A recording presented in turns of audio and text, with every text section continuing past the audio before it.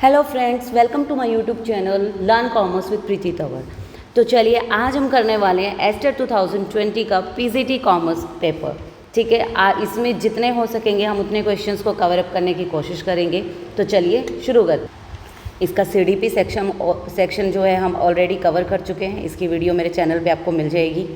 ठीक है, अब हम करेंगे कॉमर्स सेक्शन के क्वेश्चन। चलिए,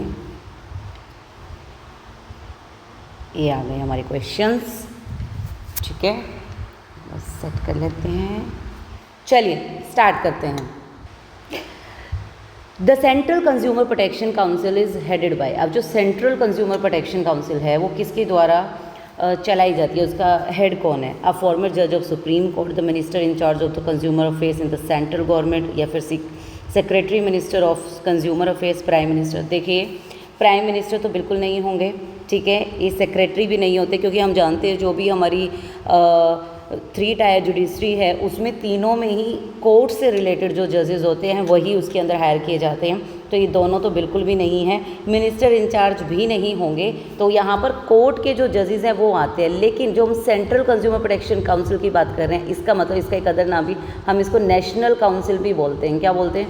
नेशनल काउंसिल भी बोलते हैं। ठीक है, तो ये नेशनल काउंसिल को कौन हेड करता है? अ फॉर्मर जज of the supreme court. Supreme court में जिन्होंने कहा, या तो वो एज अ जज के तौर पर काम कर रहे हैं या पहले काम कर चुके हैं, तो उनको हायर किया जाता है। तो option 1 will be our right answer. चलिए नेक्स्ट क्वेश्चन पे चलते हैं। The step in the selling process in which the sales person identifies qualified potential customers. अभी कह रहे हैं कि सेल पर्सन आइडेंटिफाई यानी पहचान करता है, जो सेल पर्सन है, जो बेचने वाला है प्रोडक्ट्स एंड सर्विसेज को, वो आइडेंटिफाई करता है अपने पोटेंशियल कस्टमर को, यानी कौन मेरा कस्टमर बन सकता है, कौन मेरे प्रोडक्ट या सर्विसेज को खरीद सकता है। तो इनमें से कौन होगा वो? अब इनकी मीनिंग ही आप देख लीजिए। ये प्रमोशन, अब वो तो सेल करने के लिए, ये प्रमोट करने की बात नहीं कर रहा। प्रमोशन के लिए तो वो ऑफर करेगा कुछ चीज़ें, तो ये प्रमोट करने की बात तो नहीं है। स्पेसिफिकेशन, ये अपने प्रोडक्ट या सर्विस को स्पेसिफाई भी नहीं कर रहा है। ये ढूंढ रहा है, पहचान कर रहा है कि कौन मेरा कस्टमर बन सकता है। तो प्रोस्पेक्टिंग का मतलब ही क्या होता है? ढूंढना। क्या मतलब है? ढूंढना। ठीक है, तो ये आ जाएगा हमारा राइट आंसर, प्रोस्पेक्टिंग मतलब पहचान करना, ढूंढना कि ये पोटेंशियल कस्टमर जो है हो सकता है, इसको हम अपना प्रोडक्ट या फिर सर्विस जो है सेल कर सकते हैं। प्रपोजल सॉलिसिटेशन, ये तो क्या एक तरह की रिक्वेस्ट है आपकी, जो भी आपके प्रोडक्ट या सर्विसेज है उसको दिखाने के लिए या फिर उसको शो करने के लिए। ठीक है, चलिए नेक्स्ट क्वेश्चन पे चलते हैं। Which among the following is not included in use of funds. अब यूज़ ऑफ फंड्स में इनमें से कौन सा नहीं है, मतलब इनमें से कौन से ऑप्शन में फंड्स यूज़ नहीं होते हैं, जिसका मतलब है। ठीक है, तो चलिए देखते हैं। Option number 1, operating losses. अगर हमें जो भी हमारी ऑपरेशनल एक्टिविटीज़ है उसके अंदर कोई लॉस हो गया हमें, तो उन लॉसेज को बियर करने के लिए, उन लॉसेज को जब हम बियर करेंगे तो उनको चुकाने के लिए हमें क्या करना पड़ेगा? येस, ऑफ कोर्स यूज़ होगा फंड्स। यूज़ ऑफ फंड्स यहाँ पर भी होगा, बिल्कुल। ठीक है, जैसे हमने पार्टनरशिप में भी पढ़ा है ना कि ABC 3 पार्टनर्स है, अभी उनको कोई लॉस हुआ है ना, तो क्या बात करते हैं? तो तीनों मिलकर आपस में उस लॉस को बियर करेंगे। तो बियर करने का मतलब क्या है? जो उनके पास अपनी, चाहे उनको अपनी पर्सनल एसेट्स को सेल करके वो पैसा देना पड़े बिजनेस के अंदर। बियर करने का मतलब यानी फंड्स को यूज़ करना।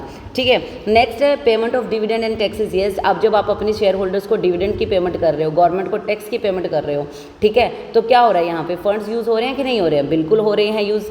तो ये भी सही है, ये भी सही है। नेक्स्ट है नॉन ट्रेड पेमेंट्स। अब जो नॉन ट्रेड, यानी एक तो ट्रेड वाली पेमेंट्स होती है कि कोई कुछ भी सेल परचेज हो रही है उसमें, तो एक होती है नॉन ट्रेड पेमेंट्स, तो उसमें भी फंड तो जा रहा है ना। ठीक है, मान लो आप कोई मल्टीनेशनल ट्रांजैक्शन कर रहे हो, यूनिलैटरल ट्रांजैक्शन कर रहे हो, ठीक है, किसी भी तरह की ट्रांजैक्शन है, तो वहाँ पर फंड तो यूज़ हो रहा है ना। ठीक है, तो ये तीनों ऑप्शंस में फंड यूज़ हो रहे हैं। बट अब नेक्स्ट ऑप्शन देख लेते हैं, purchase of fixed asset against share. अब एक तरफ तो इन्होंने फिक्स्ड एसेट खरीदी, मान लो मैंने खरीदी कार, तो मैंने कार खरीदी, तो कार के बदले में मुझे क्या देना चाहिए? पैसा दूंगी मैं, यानी कैश दूंगी, मनी दूंगी, जो भी है चेक दूंगी। ठीक है, लेकिन इन्होंने कैश ना देके क्या किया? उसके बदले में शेयर्स इशू कर दिए। क्या इशू किए? शेयर्स इशू किए। तो यहाँ पर फंड्स कहीं पर भी यूज़ नहीं हुआ। एक एसेट आपने खरीदी, उसके बदले में एक चीज़ आपने, ये तो एक तरह का एक्सचेंज सिस्टम हो गया। ठीक है, तो यहाँ पर क्लियरली फंड्स को यूज़ नहीं किया जा रहा, तो option number 4 will be our right answer. चलिए नेक्स्ट क्वेश्चन पे चलते हैं। The combination of inflation and recession is. अब पहले तो हम ये इन्फ्लेशन क्या होता है, रिसेशन क्या होता है, इसको समझ लेते हैं। इन्फ्लेशन का मतलब होता है हाई प्राइसेस, मतलब ऐसा दौर जब प्राइस जो है वो हाईली राइज होते हैं। मैं तो इसको ऐसे भी बोलती हूँ कि rises and rises in the prices, मतलब जब प्राइस बढ़ते ही जा रहे हैं लगातार, तो वो वाली सिचुएशन, हर चीज़ जो है बूम में हो, ठीक है, उसको हम क्या कहलाते हैं, इन्फ्लेशन कहलाते हैं। यानी कि एक तरह से महंगाई बहुत जब हद पार कर जाए। नेक्स्ट है रिसेशन। रिसेशन को हम हिंदी में बोलते हैं मंदी। अब मंदी कब होती है, जब मंदी होगी, पैसा ही नहीं है लोगों के पास, मार्केट में पैसा नहीं है, तो उसमें क्या होगा, अनएम्प्लॉयमेंट। क्योंकि अब अगर मालिक के पास ही नहीं होगा पैसा, तो वो अपने एम्प्लॉयज़ को कैसे पैसा देगा, तो वो क्या करेगा, धीरे धीरे रिट्रेच करना स्टार्ट कर देगा, एम्प्लॉयज़ को कम करेगा, क्या करेगा, अपने एम्प्लॉयज़ को कम करना स्टार्ट कर देगा, उनकी जो स्ट्रेंथ है वो कम हो जाएगी, जिससे क्या होगा, अनएम्प्लॉयमेंट, क्या होगा, अनएम्प्लॉयमेंट जो है वो बढ़ेगी, बहुत ज़्यादा बढ़ेगी। तो अब जब पूरी जो इकोनॉमी है उसके अंदर ऐसा हो रहा है, लोगों के पास पैसा नहीं है, मार्केट में मनी फ्लोट नहीं कर रहा है, अनएम्प्लॉयमेंट इतनी ज़्यादा बढ़ रही है, प्राइसेस इतने ज़्यादा बढ़ रहे हैं, तो क्या होगी, जो ग्रोथ रेट है वो क्या होगी, जो ग्रोथ है वो क्या होगी, स्लो हो जाएगी, बिल्कुल स्लो डाउन हो जाएगी जो ग्रोथ रेट है, ठीक है, ग्रोथ क्या होगी, स्लो डाउन हो जाएगी बहुत ज़्यादा, ठीक है। और फिर क्या है, और अनएम्प्लॉयमेंट होगी तो लोगों की जो इनकम लेवल है वो भी बहुत क्या हो जाएगा, लो लेवल तक चला जाएगा। तो ये दो चीज़ें तो आपको समझ में, ये क्या रिसेशन की बात की हमने, और ये किसकी बात की हमने, इन्फ्लेशन। अब इन्होंने कहा इन दोनों का कॉम्बिनेशन, यानी जहाँ पर ये दोनों चीज़ें आके मिल रही है, ये कॉम्बिनेशन, उसको हम क्या कहेंगे, तो उसको हम कहेंगे स्टैगफ्लेशन। उसको हम क्या कहेंगे, स्टैगफ्लेशन। यहाँ पर अभी देखिए मैं बताती हूँ, स्टैगफ्लेशन क्या होता है, जहाँ पर किसी भी फॉर्म में कोई भी ग्रोथ नहीं होती है। क्या नहीं होती है, ग्रोथ नहीं होती है। तो ग्रोथ कब नहीं होती, जब रिसेशन आ रहा है। और फिर दूसरी क्या चीज़ है, बहुत ही प्राइसेस महंगाई, मतलब ऐसा दौर जहाँ पर कुछ भी नहीं हो पा रहा। तो यहाँ पर क्या है, रिसेशन प्लस इन्फ्लेशन जो है वो किसके बराबर है, स्टैगफ्लेशन। किसके बराबर है, स्टैगफ्लेशन के बराबर है। तो ये हम लोगों ने याद रखना है। आप देखो नेक्स्ट ऑप्शन इन्होंने दिया हाइपर इन्फ्लेशन। हाइपर इन्फ्लेशन क्या होगा कि प्राइसेस तो बढ़ रहे हैं, लेकिन अब वो इस लिमिट तक बढ़ गए कि वो अनकंट्रोलेबल हो गए, ठीक है। तो वो क्या हो गए, अनकंट्रोलेबल हो गए, ठीक है। तो वो क्या हो गया, हाइपर इन्फ्लेशन, की बहुत ही ज़्यादा हाइपर। उसमें लो इन्फ्लेशन, जब प्राइसेस बढ़ तो रही हैं लेकिन कंट्रोल में है। स्टैग्नेशन, जब कुछ भी नहीं हो रहा। स्टैग्नेशन क्या होगा, स्टैग्नेशन जब सब कुछ थम सा जाए। स्टैग्नेशन का मतलब क्या है, जैसे जब इंसान की मौत हो जाती है तो उसकी सांसें धीमी हो जाती है ना, तो वो ऐसे फिर एकदम सीधी लाइन आनी शुरू हो जाती है ना, ये है स्टैग्नेशन। किसी भी इकोनॉमी की जब ग्रोथ जो है ऊपर नीचे कुछ भी हो ही नहीं रहा है, ना कोई वहाँ पर किसी तरीके का आपको चाहे इन्फ्लेशन कहोगे आप, रिसेशन कहोगे, कोई भी चीज़, इन्फ्लेशन में भी आप एक तरीके की चीज़ें बता सकते हैं, रिसेशन में बता सकते हैं, स्टैगफ्लेशन दोनों का कॉम्बिनेशन हो गया। लेकिन स्टैग्नेशन एक सीधी लाइन जिसके अंदर कुछ भी नहीं पॉसिबल है, तो वो क्या है, स्टैग्नेशन, यानी कि इकोनॉमी का बिल्कुल ही एकदम ख़त्म ही आप इसको मान सकते हो, जहाँ पर बहुत ही या तो बहुत ही कम या फिर बिल्कुल ही है ही नहीं कुछ भी, ठीक है। चलिए नेक्स्ट नेक्स्ट क्वेश्चन पे चलते हैं। It is estimated that for producing, आपको दिख रहा है ना क्वेश्चन, एक मिनट मैं इसको थोड़ा बड़ा कर लेती हूँ। It is estimated that for producing 1 unit of product Y 5 kgs of material are consume. अब ये बोल रहे हैं कि 1 यूनिट ऑफ प्रोडक्ट, एक प्रोडक्ट बनाने के लिए 5 किलो मटेरियल जो है वो लगता है। और ये क्या किया गया, एस्टिमेटेड, यानी एस्टिमेटेड प्रोडक्ट, ये जो भी ये क्वांटिटी है या फिर प्राइस है उसको हम क्या मानते हैं, क्या बोलते हैं, स्टैंडर्ड। तो हम इसको क्या बोलेंगे, जो यूनिट ऑफ प्रोडक्ट, कितना मटेरियल लग रहा है यहाँ पर, है ना, तो स्टैंडर्ड क्वांटिटी जो है वो कितनी है, एक प्रोडक्ट को बनाने के लिए 5 किलोग्राम है। देन स्टैंडर्ड प्राइस पर केजी ऑफ मटेरियल इज, अब ये भी स्टैंडर्ड प्राइस दे दिया 1 पॉइंट, यानी कि 1.5 रुपया इसको हम बोल सकते हैं, 1 रुपया 50 पैसे। During the month of October 7000 kgs of material of ₹60 पर kg were use for producing 1500 units of Y. अब ये इन्होंने बोला कि इतना एक्चुअल में यूज़ हुआ है, कितनी प्रोड्यूसिंग की, कितनी यूनिट्स बनाई है उन्होंने, 1500 यूनिट बनाई है। अब अगर एक यूनिट को बनाने में 5 किलो लगता है, तो 5 यूनिट को बनाने में कितना लगा होगा, 7500 यूनिट्स, सॉरी जो भी किलो मटेरियल जो है ना, इतना लगा होगा ना, ठीक है। और अब यहाँ पर जो ये स्टैंडर्ड प्राइस था, ये क्या था, स्टैंडर्ड प्राइस था, और यहाँ पर ये जो ₹1.60 है, ये क्या हो गया, हमारा एक्चुअल प्राइस हो गया। ये कौन सा प्राइस है? एक्चुअल प्राइस है। अब देखिए समझते चलेंगे धीरे धीरे, है ना। अब सबसे पहले इन्होंने क्वेश्चन में पूछा क्या है? इन्होंने पूछा है calculate material cost variance, material price variance and material usages variance. तो सबसे पहले हम मटेरियल कॉस्ट वेरिएंस निकाल लेते हैं, यानी कि MCV। मैं साइड में थोड़ा सा ये कर लेती हूँ ताकि आप लोगों को ये दिखता भी रहे, ठीक है। MCV, अब MCV का फॉर्मूला क्या है? MCV का फॉर्मूला है standard quantity into standard price minus actual quantity, ठीक है, इनटू एक्चुअल प्राइस, ठीक है। आप इसको याद रखेंगे SQ इंटू SP और इधर AQ इंटू AP, ठीक है। आप देखो स्टैंडर्ड क्वांटिटी क्या थी हमारी? स्टैंडर्ड क्वांटिटी क्या थी? अभी मैंने यहाँ पे पीछे निकाली थी कि 1500 अगर यूनिट प्रोडक्ट्स हमने बनाए और 5 उसमें स्टैंडर्ड ये बताया था ना इन्होंने, इतनी की ये एस्टिमेट किया गया 5 किलोग्राम का, तो टोटल कितना है? 7500। ये हमारी स्टैंडर्ड क्वांटिटी है और उसका प्राइस कितना था? 1 रुपीज़ 50 पैसा, ठीक है, 1 रुपीज़ 50 पैसा। अब माइनस करेंगे, एक्चुअल क्वांटिटी जो है वो कितनी यूज़ हुई है? 7000, ठीक है, तो 7000 आ जाएगा यहाँ पर। और एक्चुअल प्राइस जो कितना वो है 1 रुपीज़ 60 पैसे, वो इधर पे आ जाएगा। अब कर लेते हैं इनको मल्टीप्लाई। तो जब इनको हम मल्टीप्लाई करेंगे 7500 को 1 रुपीज़ 50 पैसे से मल्टीप्लाई करेंगे तो क्या आ जाएगा हमारा? 11250। और जब मैं इसको मल्टीप्लाई करूँगी, ठीक है, तो फिर मेरा आ जाएगा 11200, 11200, ठीक है। अब इसमें से इसको लेस कर देते हैं तो हमारे पास बचता है 50 रुपीज़। और जो ये 50 रुपीज़ बचे हैं, देखो बिल्कुल भी नेगेटिव नहीं आए, मतलब यानी माइनस में नहीं आया ये आंसर, ये क्या है? पॉजिटिव है। तो जब पॉजिटिव आंसर हमारा आए तो हम उसको क्या बोलते हैं? फेवरेबल।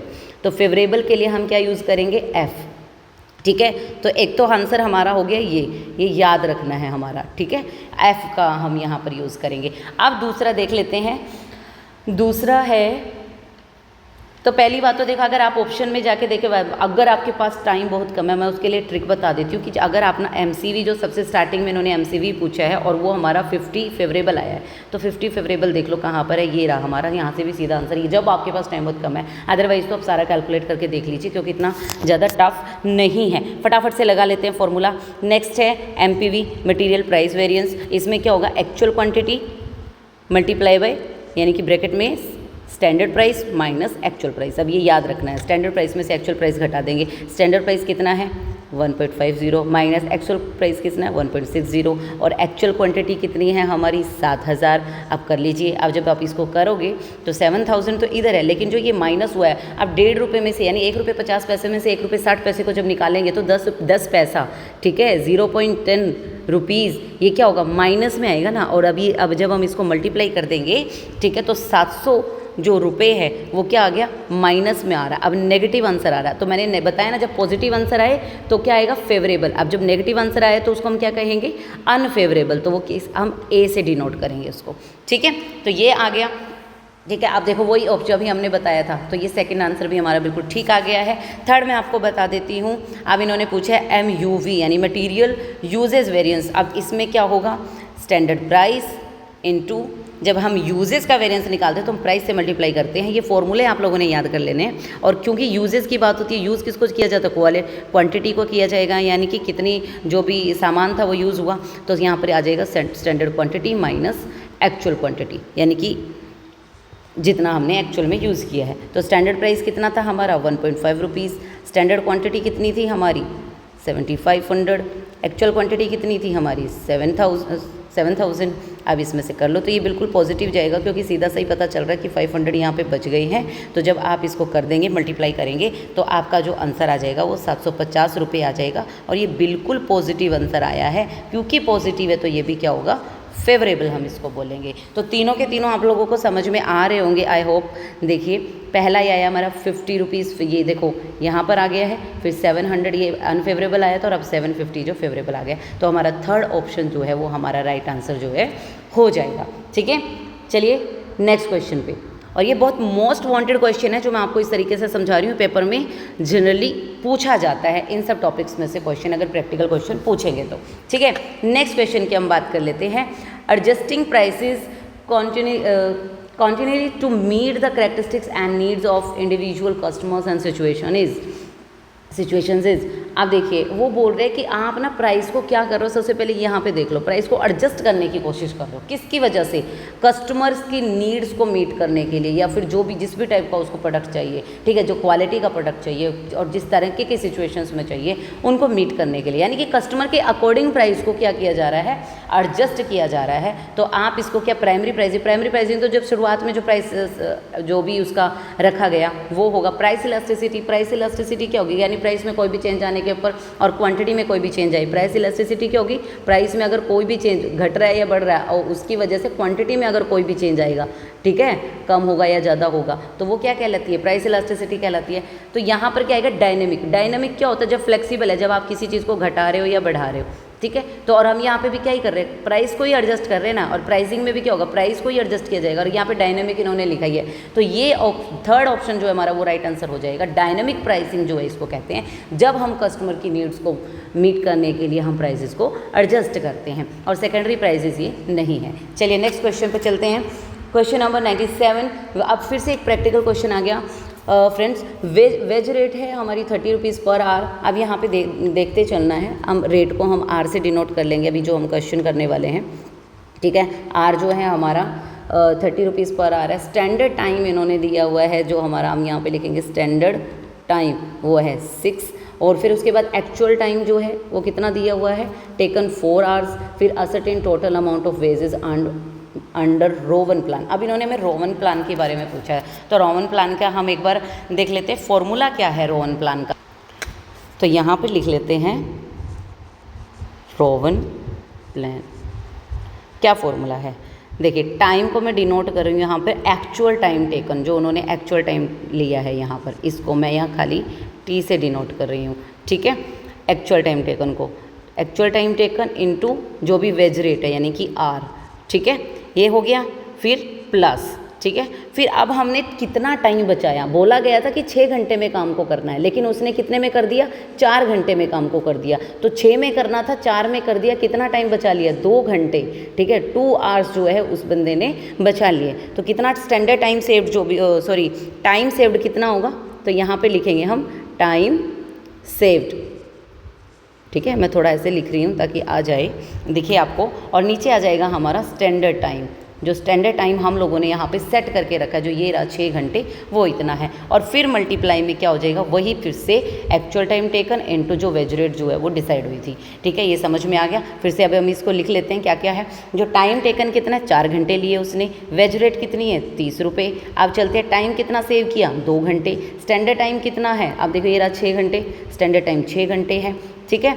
इनटू टाइम टेकन कितना है, फिर से ये देखो 4, और फिर वेज रेट कितनी है 30। अब यहाँ तक सबको समझ में आ गया। आप देख लेते हैं, यहाँ पे प्लस का निशान हम भूल गए, ये रहा प्लस, ठीक है। आप देखो इसमें कुछ कटता है क्या, अब यहाँ पे पहले तो ये अंदर ब्रैकेट के अंदर ही कट जाएगा, 2 1 2 2 3, ये 2 3 6, ठीक है। आप देखिए क्या आएगा यहाँ पर, 4 × 30, इसको हम क्या लिख सकते हैं, हम 120 भी लिख सकते हैं, फिर प्लस आ गया, ठीक है। अब ब्रैकेट हमारी ओपन हो गई, यहाँ पर क्या हो गया 1/3, और यहाँ पर वो फिर से 120 आ गया। अब जब हम इसको कट करेंगे तो कितना आ जाएगा, 40 रुपीज़ आ जाएगा। तो 120 + 40 = 160 रुपीज़ जो है आंसर हो जाएगा। सिंपल आप लोगों ने इस फॉर्मूले को याद करना है, इसके अंदर जैसे जैसे आप वैल्यू पुटअप करते चले जाएंगे आपका आंसर आ जाएगा। अब देख लीजिए 160 रुपीज़ कहाँ पर आ रहा है, तो ऑप्शन नंबर 2 जो है वो हमारा राइट आंसर हो जाएगा, ठीक है। चलिए नेक्स्ट क्वेश्चन पर चलते हैं। Next question, which among the following is a long term solvency ratios. अब देखो वैसे भी जो हमारे, अगर हम रेशोज की बात करें, जो रेशो एनालिसिस वाला हमारा चैप्टर है उसमें जो रेशोज दिए गए हैं, तो जो शॉर्ट टर्म सॉल्वेंसी के लिए दिया है उसको हम बोलते हैं कौन से रेशो, करंट रेशो। और फिर जब लॉन्ग टर्म सॉल्वेंसी की बात आती है उसको हम क्या, सॉल्वेंसी रेशो के नाम से ही जानते हैं। कौन से रेशो के नाम से जानते हैं, सॉल्वेंसी रेशो के नाम से ही जानते हैं। आज चलो ऑप्शंस को देख लेते हैं कि इन्होंने क्या कौन कौन से ऑप्शन दिए। अर्निंग पर शेयर, अब अर्निंग पर शेयर, अब सॉल्वेंसी रेशोज कौन से होते हैं कि क्या आप अपनी जो भी लॉन्ग टर्म पेमेंट्स है उनको कर पाने की सिचुएशन में, जो भी आपकी फर्म है, कंपनी है, वो है या नहीं। जो रेशोज हमें ये बताते हैं इन्फॉर्मेशन कि आप अपनी लॉन्ग टर्म पेमेंट्स को कर पाएंगे या नहीं टाइम पे, ठीक है। तो ये तो किससे, सॉल्वेंसी तो किससे रिलेटेड है, पेमेंट से रिलेटेड है, ठीक है। और वो भी किसकी, डेब्ट्स की, है ना, किसकी पेमेंट से रिलेटेड है, डेब्ट्स की पेमेंट से रिलेटेड है, ठीक है। लेकिन यहाँ पर बार बार अर्निंग पर शेयर, यानी आपने एक शेयर के ऊपर कितना रुपया कमाया, ठीक है। तो ये कौन सा रेशो है, ये तो बेटा प्रॉफिटेबिलिटी रेशो है। कौन सा रेशो है, प्रॉफिटेबिलिटी रेशो, ठीक है, ये वो रेशो है। चलिए नेक्स्ट ऑप्शन देख लेते हैं, प्रोप्राइटरी रेशो। अब ये प्रोप्राइटरी रेशो की बात देखो, प्रोप्राइटरी रेशो में क्या होता है कि जितने प्रोप्राइटर के पास फंड्स हैं, यानी जो शेयर होल्डर्स के पास जो भी फंड है, हम शेयर होल्डर्स लिख लेते हैं यहाँ पर, शेयर होल्डर्स फंड्स, जो भी उनके पास फंड्स हैं, और डिवाइड बाई क्या होता है, डिवाइड बाई होता है हमारा जितनी भी हमारे पास टोटल एसेट्स हैं बिजनेस में। अब ये रेशो हम निकालते भी क्यों हैं? अब आप एक चीज़ देखिए कि इतना पैसा तो मेरे पास है, मान लो मैं अपना ही लगा रही हूँ कि 50 पैसे तो मेरे पास हैं, और मेरे पास 60 रुपए की बात करें, 50 रुपये मेरे पास अपने हैं, और मेरे पास टोटल जो एसेट है, जो सामान है, वो 60 रुपये का है। तो जब मैं ये रेशो निकाल रही हूँ तो मेरा ये रेशो मैं किस चीज़ के लिए निकाल रही हूँ, ताकि मैं ये देख सकूँ कि कल को अगर मेरे को किसी चीज़ की पेमेंट करनी है तो क्या मेरे पास इनफ मनी है टू पे, है ना, पेमेंट करने के लिए। तो ये क्या है, हमारा एक सोल्वेंसी रेशो है, जो कि किससे रिलेटेड है, पेमेंट से रिलेटेड है, ठीक है। ग्रॉस प्रॉफिट रेशो, अगेन कौन सा रेशो हो गया, प्रॉफिटेबिलिटी रेशो हो गया। कैपिटल टर्नओवर रेशो, ये कौन सा रेशो है, इसको हम एफिशिएंसी रेशो,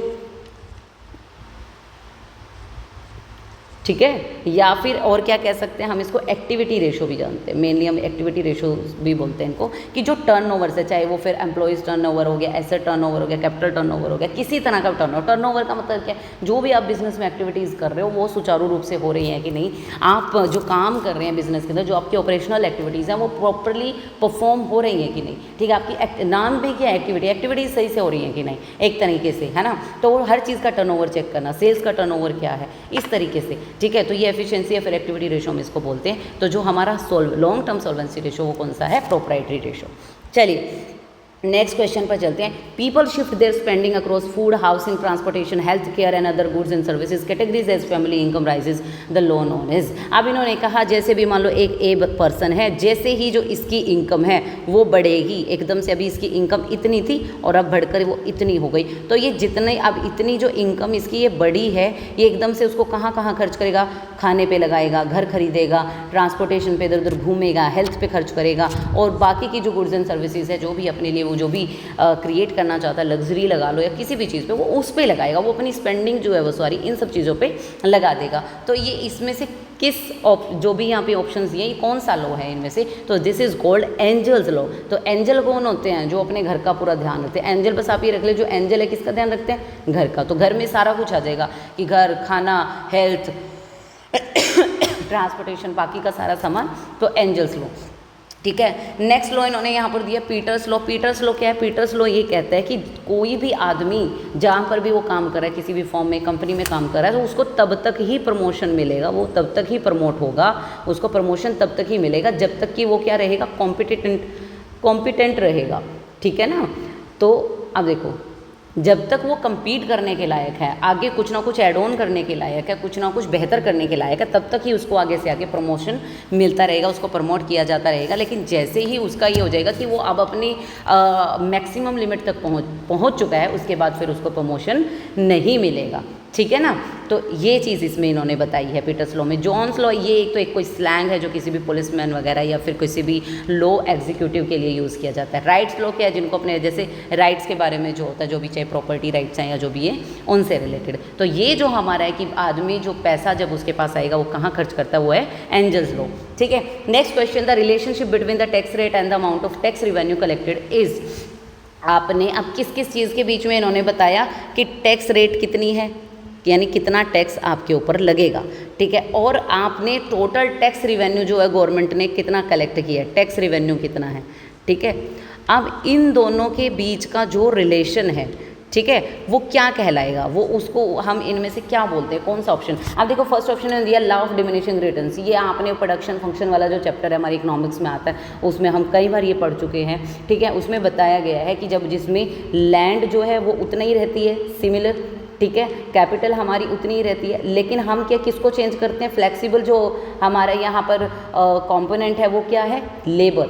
अब वो लेबर को बढ़ाकर देखते हैं, एक लेबर लगाते हैं तो कितना उसके ऊपर रिटर्न आता है, 2 लेबर लगाते हैं तो प्रोडक्शन कितनी होती है, 3 लेबर लगाते हैं तो प्रोडक्शन कितनी, वो ऐसे 8 तक जाते हैं। तो वो प्रोडक्शन फंक्शन यही बताता है कि जो वेरिएबल फैक्टर्स है, ठीक है, और जो या वेरिएबल फैक्टर कौन है, लेबर है यहाँ पर, ठीक है। तो उससे प्रोडक्शन में क्या इम्पैक्ट आता है उसमें चेंज करने से, ठीक है। तो ये तो वो हो गया, ये तो प्रोडक्शन फंक्शन से रिलेटेड है। लाफर कर्व जो है वो किससे रिलेटेड है, वो ये रिलेशनशिप बताता है किसकी, टैक्स रेट की और टैक्स रेवेन्यू के बीच की जो रिलेशनशिप है। तो ये हमारा जो है राइट आंसर हो जाएगा। इनडिफरेंस कर्व क्या है, इनडिफरेंस कर्व पे भी बात कर लेते हैं। इनडिफरेंस कर्व क्या होता है, ये दो प्रोडक्ट्स का कॉम्बिनेशन बताता है हमें, ये बताता है हमें कॉम्बिनेशन ऑफ टू प्रोडक्ट्स। अब देखना प्रोडक्ट्स के कॉम्बिनेशन की बात कर रहा है, कौन से प्रोडक्ट्स जो हमें क्या दे सकते हैं, सेम लेवल ऑफ सेटिस्फेक्शन दे सकते हैं, सेम लेवल ऑफ सेटिस्फेक्शन दे सकते हैं, ठीक है। ऐसे प्रोडक्ट्स का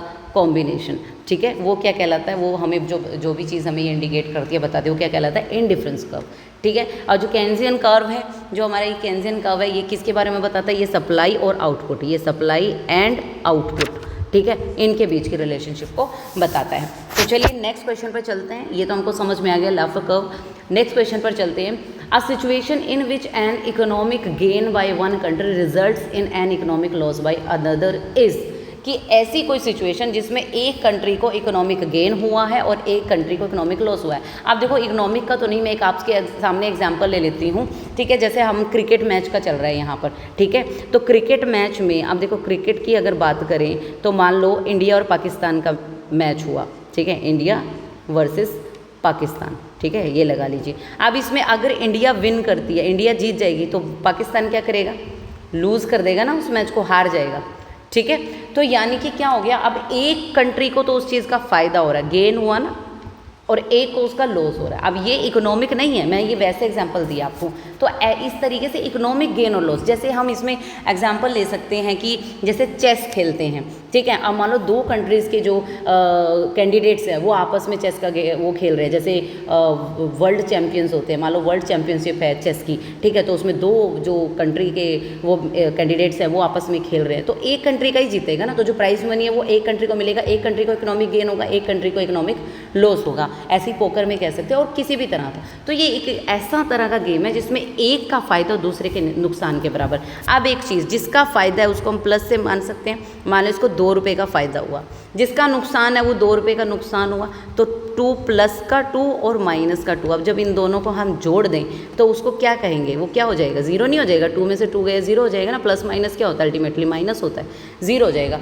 तो ये है हमारा ज़ीरो सम गेम। अगर हम इन दोनों चीज़ों को जोड़ दें तो वो क्या कहलाएगी, ज़ीरो कहलाएगी, इसीलिए this is called zero sum game, ठीक है। बैलेंस ऑफ पेमेंट तो बिल्कुल भी नहीं है, क्योंकि वो तो ट्रेड से रिलेटेड है या फिर इस तरह की यूनिलेटरल और इंटरनेशनल ट्रांजेक्शन से रिलेटेड है, ठीक है। लेकिन यहाँ पर गेन और लॉस की बात हो रही है, ठीक है, जो कि बैलेंस ऑफ पेमेंट में नहीं होता है, ठीक है। बैलेंस ऑफ ट्रेड भी ये नहीं है, इकोनॉमिक बैलेंस भी ये नहीं है। तो ऑप्शन नंबर 1 जो है वो हमारा राइट आंसर हो जाएगा। नेक्स्ट क्वेश्चन पे चलते हैं। इन FS&D क्लासिफिकेशन ऑफ मटेरियल, अब मटेरियल की जो क्लासिफिकेशन है उसमें FS&D ये क्या है। तो पहले तो मैं आपको ये बता दूं, एक मटेरियल की जहाँ पर बात होती है और अगर वहाँ पर FS&D हमको दिया गया है तो F का मतलब है यहाँ पर फास्ट मूविंग, F का मतलब क्या है, फास्ट मूविंग, ठीक है। S का मतलब क्या है, स्लो मूविंग, ठीक है। फिर यही ऐसे लिखते रहना।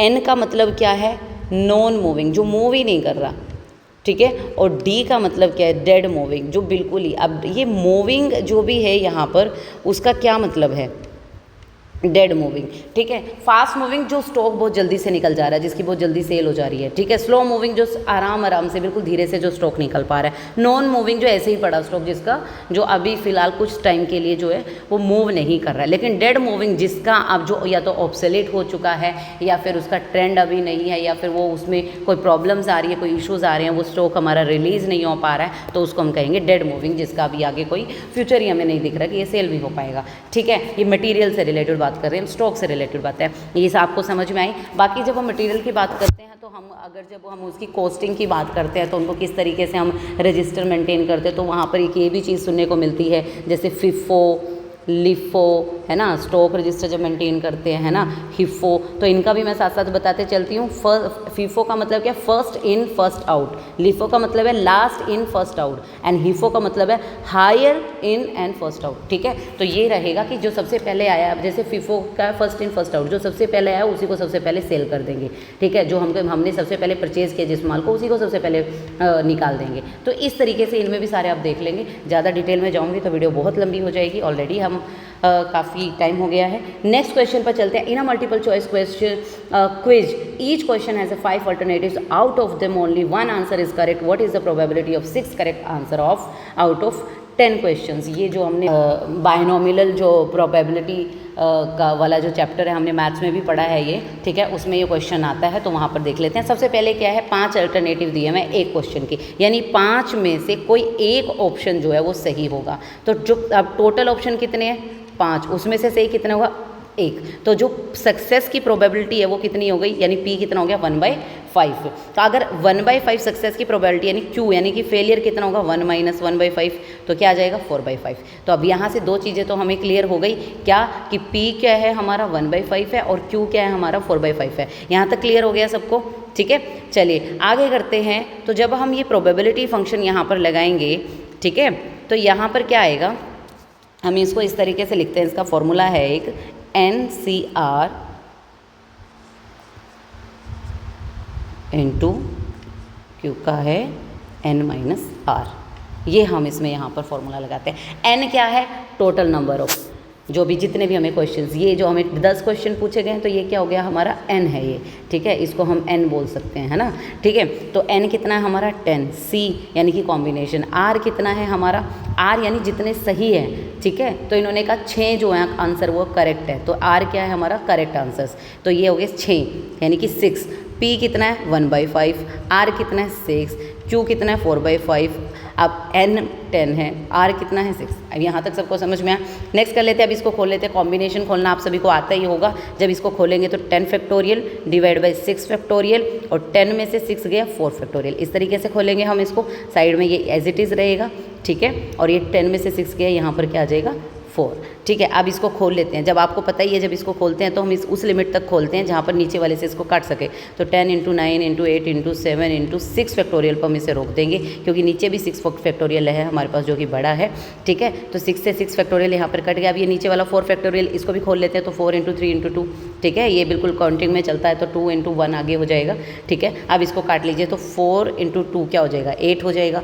3 × 3 = 9, ये 3 पे कैंसिल आउट हो जाएगा। तो यहाँ पर ये जो पूरी कैलकुलेशन हुई है, इसकी जगह क्या आ जाएगा, अगर मैं इसको खोल दूँ तो ये आ जाएगा 210, ठीक है। कितना आ जाएगा, 210 आ जाएगा, क्योंकि अभी आगे जगह नहीं है तो मैं उसको करते हुए यहाँ पे ये कर रही हूँ, ठीक है। और फिर यहाँ पर जो 1/5 का पावर जो है हमें 6 दिया हुआ था, ठीक है। तो अब 1/5, अब इसमें एक 5 को एज इट इज़ रख लेते हैं, बाकी रख लेते हैं 5 की पावर 5, क्योंकि 5 की पावर यहाँ पर 6 थी ना, ठीक है। क्योंकि 1 की पावर तो 6 और 10 हो, जितना 1 तो 1 ही रहेगा। तो 5 से मैं इसको यहाँ पर काट देती हूँ, तो 5 × 4 = 20, और ये आ जाएगा 42, ठीक है। तो ये 42 आ गया, और साइड में यहाँ पर 4 है। अब जब 4 की पावर 4, तो 4 को 4 से करते हैं तो 16, और ऐसे ही फिर एक बार और है, तो 16 को 16 से करेंगे क्या होगा, 256 आ जाएगा। तो ऊपर आ गया हमारा 256। नीचे क्या है हमारा 5 की पावर 4। अब 5 की पावर 4 को भी खोल लेते हैं, यानी 5 × 5, और फिर ऐसे ही 5 × 5। 5 × 5 क्या होता है 25, तो 25 को 25 से क्या करेंगे 625। तो क्या आंसर आएगा हमारा, यहाँ पे क्या लिखेंगे नीचे हम 625। आप देखो कुछ भी इनमें कैंसिल आउट होता है तो काट सकते हैं, बाकी नहीं होता तो हम क्या करेंगे, मल्टीप्लाई कर लेंगे। नहीं कैंसिल आउट हो रहा है तो मैं यहाँ ऊपर लिख रही हूँ, बाकी का 42 को 256 से जब हम मल्टीप्लाई करेंगे तो हमारे पास आ जाएगा 10,752 एंड डिवाइड बाई, अब ये देखो यहाँ पे इधर 625 है और इधर 625 × 5, क्योंकि 5 पावर है ना, तो अभी पूरी टोटल को अगर हम मल्टीप्लाई करते हैं तो ये बहुत लंबा हो जाएगा। तो ये हमारे पास आएगा, ठीक है। अब मैं यहाँ पे आपको करके नहीं दिखा सकती, तो ये हमारा जो है बन जाएगा। आप देखिए इतनी बड़ी टर्म, ऊपर कितने डिजिट्स हैं, वैसे ही पता चल रहा है कि ये पहले, अगर इसको मैं इससे डिवाइड करने लगूँ, ठीक है, तो क्या जाएगा, ये नहीं जाएगा, तो ना जाने के नाम की 0 आ गई, ठीक है। फिर पॉइंट लग गया। अब मान लो मैं इसके पीछे फिर एक और 0 लगा रही हूँ, ठीक है, मान लो इससे लगा देती हूँ मैं 0, किसी दूसरे कलर से लगा देती हूँ ताकि आपको ऐसे ना लगे। तो मान लो मैंने ये एक और जीरो लगाई तो अभी भी क्या जा रहा है, तो नहीं जा रहा है, तो ना जाने की नाम की फिर से जीरो। मान लो एक और जीरो लगा रही हूँ, अभी भी जा रहा है, तो नहीं जा रहा है, तो ना जाने की फिर से। अब सबसे पहले तो आप डायरेक्टली यहाँ पर जाके ये देख लीजिए जिसमें पॉइंट के बाद 2 जीरो है, पहले तो आपका आंसर यहीं पे क्लियर हो जाएगा, आपको इतनी डेप्थ में जाने की ज़रूरत नहीं पड़ेगी। फिर भी अगर आप चाहो तो इसको आगे डिवाइड कर लेंगे, तो ऑप्शन नंबर जो 3 है वो हमारा आंसर यहाँ पर हो जाएगा, क्योंकि इसका जो आंसर आएगा 0.0055। ठीक है, आई होप आपको ये क्वेश्चन बिल्कुल अच्छे से समझ में आया होगा। इस तरह के क्वेश्चन जो हमारे पूछ लिए जाते हैं तो इनको ध्यान से आपने करना है। चलिए, in how many ways can 12 cups be put in 3 trays in equal number. अब 3 ट्रे में, अब 12 कप है आपके पास, ठीक है, अब 12 जो कप है आपके पास, तो आपको वो 3 ट्रेज में रखने हैं। जब 3 ट्रे में रखोगे तो आप कैसे रखोगे, ऐसे ही रखोगे ना। मान लो मैं ऐसे रख रही हूँ, ठीक है, तो ये tray number 1, tray number 2, tray number 3, क्योंकि 3 हर एक ट्रे में कितने रखे जाएंगे, 4 रखेंगे, क्योंकि टोटल क्या है 12, सीधा 4 4 3 से 12 हो जाए ना। ठीक है, अब यहाँ पर हमको 3 चीज़ें देखनी हैं, ठीक है, इस क्वेश्चन के अंदर, कि टोटल नंबर ऑफ आइटम्स क्या है, यानी कि n क्या है, n मतलब टोटल नंबर ऑफ आइटम्स। ठीक है, अब वो देखो कितना है, टोटल नंबर ऑफ आइटम्स क्या है, कितने हैं, 12 है, 12 कप्स है ना। फिर उसके बाद हम देखेंगे number of groups, number of groups कितने बने हैं। अब देखो ये कितनी ट्रे हैं, 3 ट्रे, 3 ग्रुप बने हैं ना, तो कितने हैं यहाँ पे नंबर ऑफ ग्रुप, 3 है, जिसको हम डिनोट करेंगे किससे, नंबर ऑफ ग्रुप्स को हम डिनोट करेंगे k से। ठीक है, ये समझ में आ रहा है ना। फिर ऐसे ही एक ग्रुप के अंदर कितना कंटेंट आ रहा है, यानी कितनी चीज़ें आ रही है, कितने आइटम आ रहे हैं, यानी कि साइज हो गया ग्रुप का, तो साइज ऑफ ग्रुप। ठीक है, अब एक ट्रे में 4 रखे जा रहे हैं, 4 कप, तो साइज ऑफ ग्रुप कितना है, 4 कप्स, तो इसको हम किसी और नाम से डिनोट कर लेते हैं, मान लो मैंने m लगा लिया।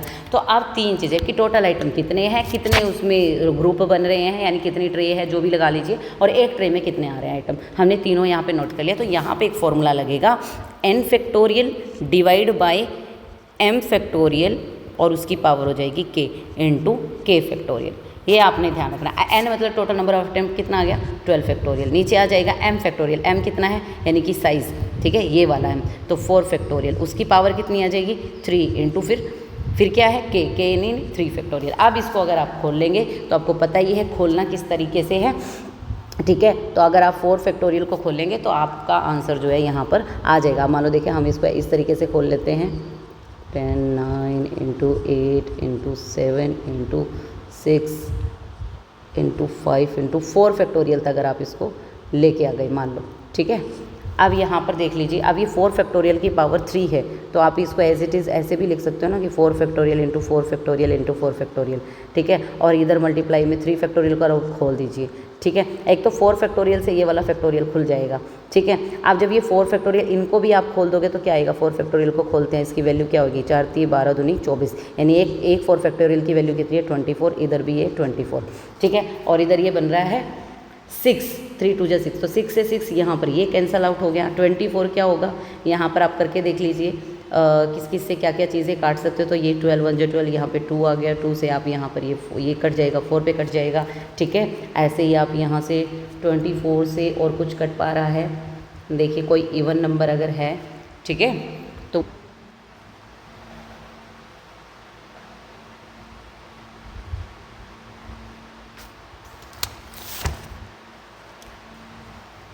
एक मिनट, चलिए